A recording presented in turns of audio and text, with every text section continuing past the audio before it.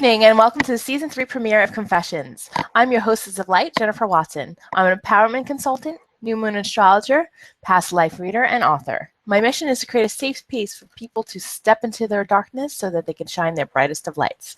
And that's what Confessions is all about. Tonight we'll be talking about getting stuck and why we stay there. Whether it's procrastination or self-doubt or just outright fear, we sometimes stop or postpone going for our dreams or our goals. What is it that makes us do that, and how can we get unstuck? Joining me to talk about that this evening is the amazing Nicole Oman. She's a spiritual life coach and writer, and she has a deep connection to spirit that can help her clients make empowered choices to go create the future of their dreams. It's a pleasure to have her on with me this evening, and I'm excited to have her here on Confessions. So welcome to Confessions, Nicole. I'm really happy to be here. Are you ready to bare your soul? I think so. You think so? Are you sure? Yeah, I'm sure. I'm pretty good at doing that. Awesome. So let's get to know a little bit more about Nicole Oman. I know you're a spiritual life coach and that just one of your modalities is inner child healing. So let's go back to the beginning, and where did this begin for you, this life path? You know, it was one of those things that I was a psychic child. I used to freak my mom out. I used to say different things about my past lives, and I would do premonitions for other people in our life. But I had a lot of that all the way up until, I don't know, teenager years. And then, you know, from 15 to like 19, you kind of lose your brain a little bit. And then around 19, it started picking up again. I started getting a lot of synchronicities. And I went into this bookstore and I had this like amazing kind of awakening experience there, and it kind of just trickled down from there. And around 24, I had what they call a direct experience or an enlightenment experience, where the veil totally went off into La La Land. I don't know, there was no veil, and for about 8 hours I was in this complete essence of gratitude, and I didn't know duality. So everything, I could hear my guides clear as day. And all I could hear was, it is what it is. It's not right. It's not wrong. It just is. You are labeling it right or wrong. So it was, I got in this deep sense of isness. And that's the day I was 24. That's the day that I knew that nothing was going to make me happy but this path. And I committed myself that day to teaching and trying to actually get back to that place. And I've gotten back there a few times of that clear space. But that was the day. That was the day that I was like, nope, this is my path. This is all I'm going to do. That's my path. Awesome. And I know that part of your path also included a really profound spiritual shamanistic experience. Would you like to share a little bit about that? Oh, are we gonna go in my confession already? No, not your confession, but just tell me a little bit about that experience. I've had a couple. So I'll even start with one of my confessions. Okay, ladies and gentlemen, she's got more than one. Oh, that's Virgo efficiency right there. Fun. I'm like, what confession would you like me to say? Sure.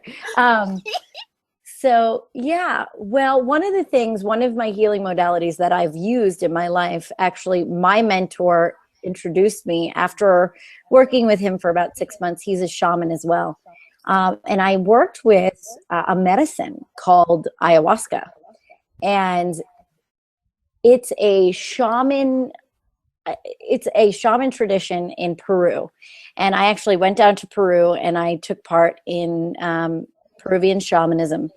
And I've done a couple different ceremonies with ayahuasca, and one of them I actually healed my relationship with my father. And in that ceremony, I also learned what I'm also writing a book about right now, the Ho'oponopono method, which is very, very simple. It's, I'm sorry, please forgive me, thank you, I love you. And I had no idea this was a thing. But Right. when I was in ceremony and my intention was to heal the relationship with my father, I kept saying those phrases. They would come through in waves. Like I just keep saying, I'm sorry. And I would just start crying. And I was like, I'm sorry, I'm sorry. In the back of my head, I'm going, why am I saying I'm sorry? You know, like, why, why am I taking responsibility for this? And after knowing the process now, I'm like, oh, that's why. Because we are co-creators of our life. And there's karma that we don't understand. And there's a lot of different things that I go into in high detail. I'm a Virgo in the book, but there's reasons why we have to take responsibility, even if we're the victim, because we don't see the totality of what's going on in our soul and our soul's path. And so when we take our responsibility for our share, not theirs, and not condoning the behavior as okay, but taking our share and clearing it, I'm sorry, please forgive me, then thank you, gratitude for the higher wisdom, and I love you. And I healed that on that shamanic path. And it's a medicine that I deem to be very, very important, sacred, and I'm very kind of Virgo anal retentive of like, it's not, it's not recreation, it's not drugs, it's medicine. It's medicine. It's the soul medicine that allows you to awaken into a great healing and a deeper sense of yourself. I love it. So how have you integrated that into your own healing services to others? Well, I definitely use the Ho'oponopono on almost everybody. It's a really good, simple tool. A child can use it. So I go, everything that is simple, I think has the most profound healing abilities. But integrating, what's interesting is it's really an awareness. The way that I can see, it's not like I see through people, but I can see through the wounding, because I can see how it's serving, because we're learning, but I can also see through it. I can also see where, like you said, with the procrastination, the things that keep us stuck, is I can see the way that we allow ourselves to hook onto it. So as a healer, when they're saying their story, I can see through it and see how we can unravel that and unhook them from that story or from that past experience. And we can heal it and clear it and clean it and make it integrated into them. So I integrated it by helping others integrate their Beautifully said, my dear. So how does the inner child healings work into what you do as well? Tell us a little bit about that. Well, a lot of that, it's funny because I used to do that a lot in the beginning. Now if the inner child comes up, we work with it. A lot of times the inner child is something that we all have one because we were all a child, but there's something bigger to the inner child. It's something that we have, it's an essence of ourselves. It's almost our subconscious. So if our inner child, or this purposeful placement, because I really do think the inner child and the purpose is linked, because when you're just playing full out and open, I'm going to change the wording on that, not just open-hearted, functional-hearted. You don't want to have an open heart, but you want a functional heart, right? So if we have a functional heart, we are going with that heartbeat of our life, that rhythm, right? And a child, you watch them, they can get angry. Anger is not a bad thing. They can get angry or sad or this, but they can get out of it real quick. Boom, boom, boom. It's one thing after the next. They feel it, let it go, feel it, let it go. And when you're in your inner child, they just know. They're creative. They know what they're good at, and they're flowing. But when we're locked in, or we had a bad childhood, the temperamental inner child can come out, and we temper tantrum. I don't want to do that. And when that runs the show, we ain't getting crap done that day. Which kind of brings us to the topic that I was talking about, that we get stuck and we don't move forward, and it kind of is like an inner temper tantrum, like I don't want to do this anymore. So is that connected, you think, to our inner child, where we stop, or What do you think about that? Why do we get stuck so much and not want to move forward? Well, honestly, I think there's a lot of different layers to it because everybody's going to be a little different. Mm-hmm. I teach an artist way class, and we work on creative blocks. That's what we work on. We work on resistance. And a really good book is The War of Art, not the art of war, but the War of Art. And the whole book is called all about resistance. And what I find in my own creative process, writing a book, that you got to navigate it very close, because resistance is an interesting thing.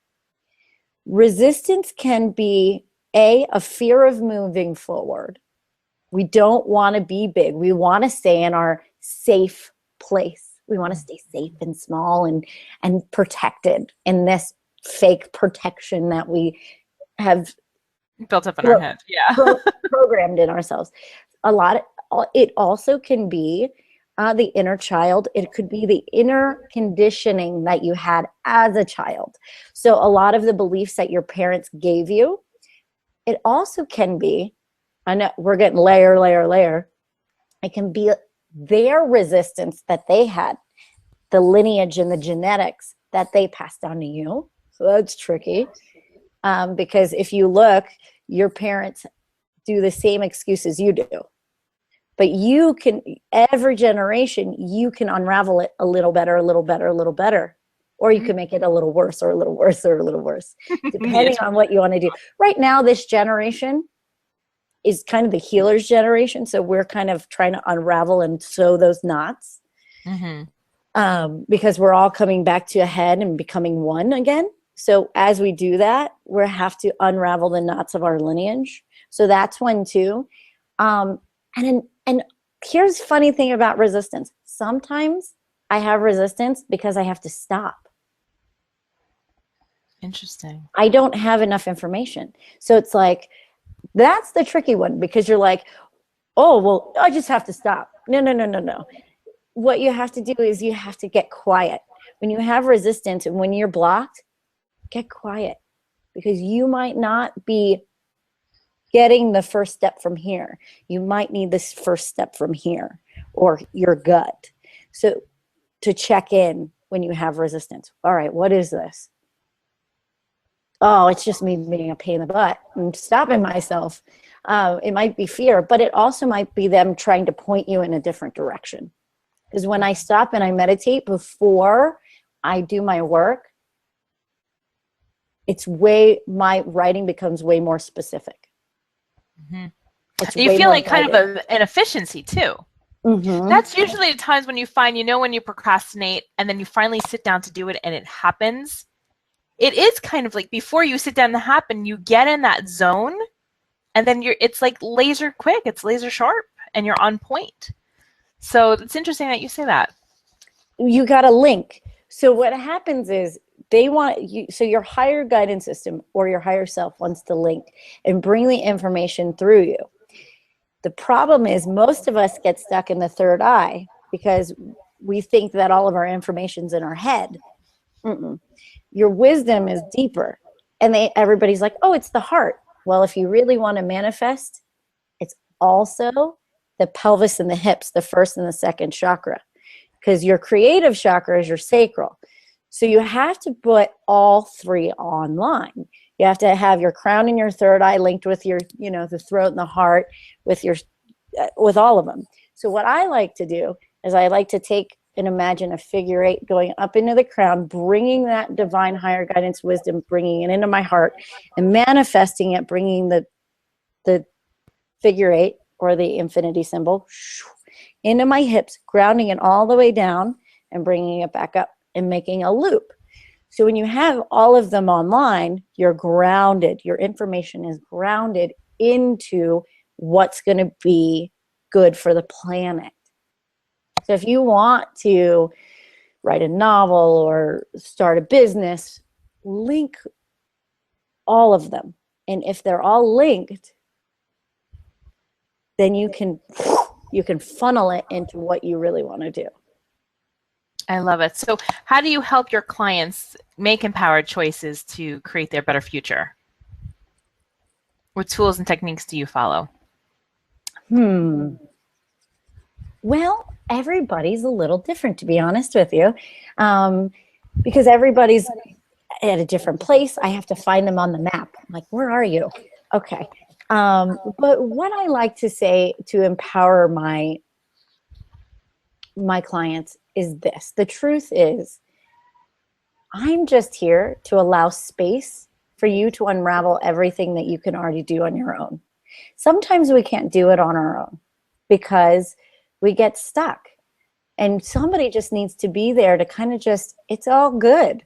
But know that I can't give you any better information than you can give to yourself. The only thing that you have that is hard is we have those voices, right? This comedian said, we have to discern the difference between Mufasa's voice and Darth Vader. And it's like, they're both played by James Earl Jones. So who's talking to me? You know what I mean? So it's like, who's talking, the wise Mufasa or the evil Darth Vader? So what I can help you do, what I help is I go, okay, how does that feel? What does that do? I give them tools in their body where they're not just listening to this, where they can get little awarenesses of, oh, that's how it feels when it's right on. Oh, and that's when it feels when I get stuck in that mental. And so I just help them discover how to speak with their own guidance system in the way that your guidance system speaks to you. Everybody's different. But my biggest thing is, you know the answers. You just got to get out of this. You got to really listen, not just listen to the thoughts. So where can people reach out to you to find out more about you or to book a session? You can reach me at NicoleOman.com. That's kind of my hub at the moment. I'm kind of building that. Also, my Facebook/coaching with Nikki. I'm doing so many different things to put myself out there right now. I'm really going for it. I'm not staying small. And I'm also working with the girls at Gaia Blooming. Me and Mimi are doing a lot of stuff on there. So we're GaiaBlooming.com and then on Facebook, Gaia Blooming. And me and Mimi love doing these GPSs where we take the astro for the week and then we pull cards and help you navigate your week. I do daily guidances, and I also am doing this newsletter. I really love it. I put it out today, and I'm giving a free reading away every week. So all my newsletter subscribers get to do that. So look on my website on that, and you can sign up. And every month you might be able to get a free reading from me. Super fun. I love that idea. I might have to borrow that because I really, really like it. So what I'm going to do is put all of Nikki's links in the video below so you can find her very easily and check her out. So it comes to the point of the show, Nikki, where it is confession time. And this is a section of the show where we go into a little bit of a dark part of ourselves that, and I don't mean dark as in evil, but some of the wounds that we've had or challenges that we face and how we brought light and awareness to it and broke through. So when we were talking, you had a couple of different confessions. So I'm curious to see which one you're going to reveal to us tonight. This one's really interesting because this is one, and this is also what keeps us stuck, because this is one that I kept hidden from myself for a very long time. And I was in a shamanic ceremony. Yes, and it's so funny. This is another confession. I had a really hard time wanting to go into ayahuasca because my dad had a substance abuse issue. And so for me to use a medicine or a substance to help, there was a lot of judgment around that. But now I have let that go because it's helped me so much. It's fabulous. But there's a very big difference between a drug and a medicine. And you've got to know your own balance in that. But so I was in ceremony, and my intention was to be with what is. In the middle of the session, I had this feeling this horrible, horrible pain in my sacral. And there was this, I had a vision of this paper bag, and I opened it, and all this shame came out. And it was all this shame from when I was a teenager all the way up until in my 20s, even with my relationship with my husband now, of all the things I did sexually that I still had shame from. And I did have dad issues. I had abandonment issues with my father. And I noticed that the way that I worked those out was through validation with men. And in high school, trying to learn who I was sexually, trying to learn who I was as a woman, going into 17, 18, 19, I did things that would be caused of slut shaming. I had slut shaming high school. I would have the scarlet letter, and I was not, to be honest, I wasn't that bad, to be honest with you. I was just a girl trying to figure it out. And I had to look at all of that, and it came up, and I was like, oh, and I didn't want to look at it. And I was crying, and my guides told me, you've got to tell Ryan. Ryan's my husband now. And we were married at the time. We were about a year into our marriage, maybe a little less. And you got to tell Ryan everything, even stuff that I had done in my relationship. Right? So it's just terrifying. So the thing ended, the ceremony ended, and I had to go home, and I knew that my ceremony only began. I knew I had to go home, and I had to come clean. And I did. I came clean. I didn't leave anything left. And it was like a tapeworm. It was like, oh, there's that, and there's that, and there's more. And he got to the point where he was like, nope, there's more. There's more. Keep coming. And that was rough, to be completely vulnerable and honest and completely emotionally, spiritually naked for someone else. And to put that and go, are you going to accept me or not? And it took him a few days, and he looked at me and he's like, okay. The funny thing is, a week and a half later, we got pregnant. And I think that the shame was holding me back, and that was in the womb, that I wasn't able to get pregnant.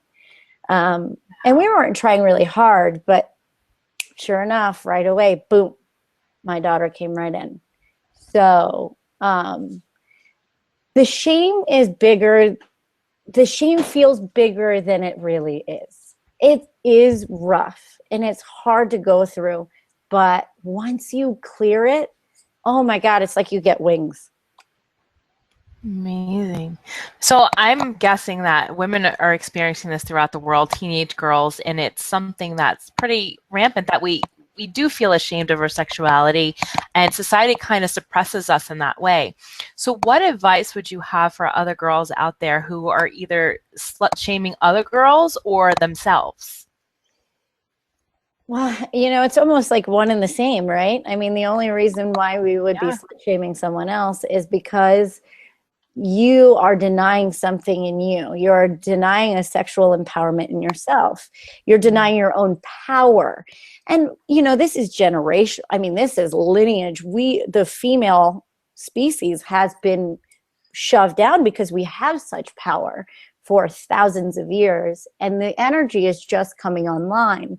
So the women right now are sowing their own path.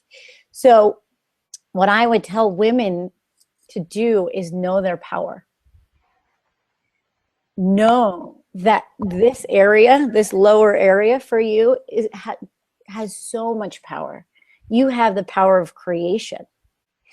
And to start owning that. And if you're shaming someone else, it's because you're not owning a piece of you.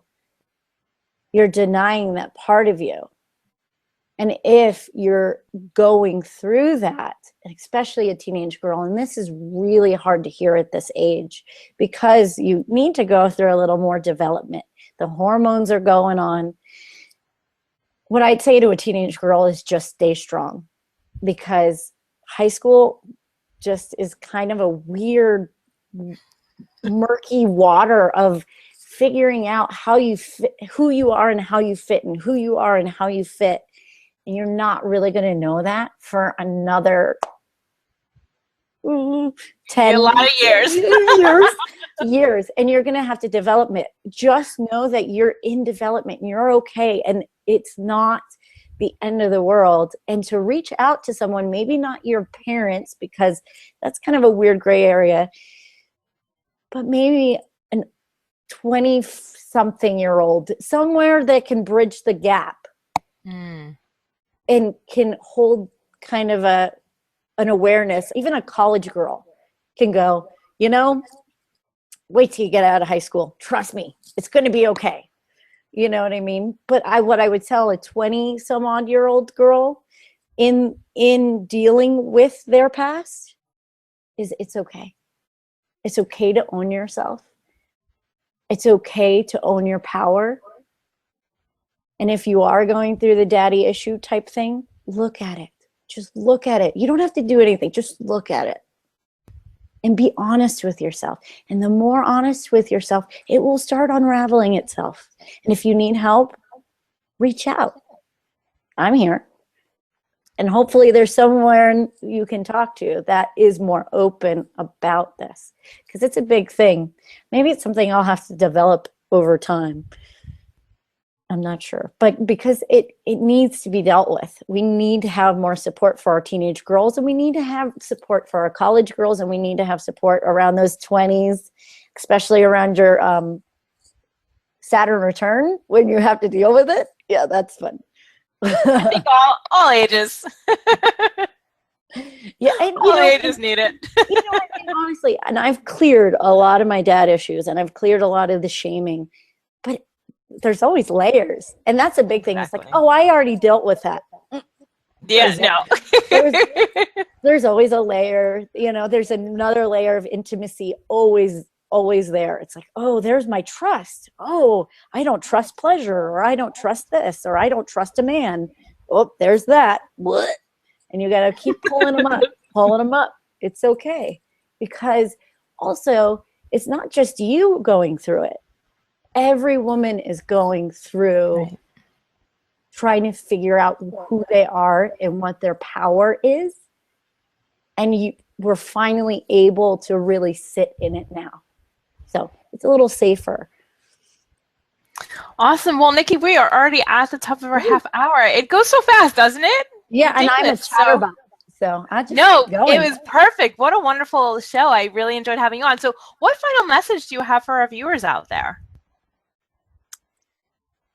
Final message. My final message is just do your best. You know, don't worry about being perfect. Don't worry about the creative process being perfect. Don't worry about, don't be so hard on yourself.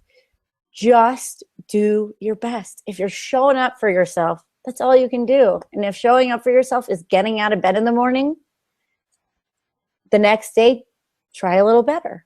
Try a little more and see what happens. Wow, that was really great. Thank you so much for coming on tonight and shining your light with us. For anybody who wants to learn more about Nicole and her services, please go check her out at www.nicoleoman.com. I'll be posting all her links in the video below for your convenience so you can check her out at any time. Thank you for watching this evening. I'm Jennifer Watson. If you are looking for a private coaching session, astrology reading, or even a past life reading or a mini Chiron report that I'm ordering, you can find me at www.jennifer-watson.me. I appreciate you tuning in tonight for our season premiere. Check us out next week as an amazing group panelists talk about the topic of lifting the veil, just in time for Halloween. So it's going to be a thriller of our evening, going to talk about the connection between the spirit and the physical world. So I hope you join me next week. Thank you for tuning in. Namaste, and embrace your power.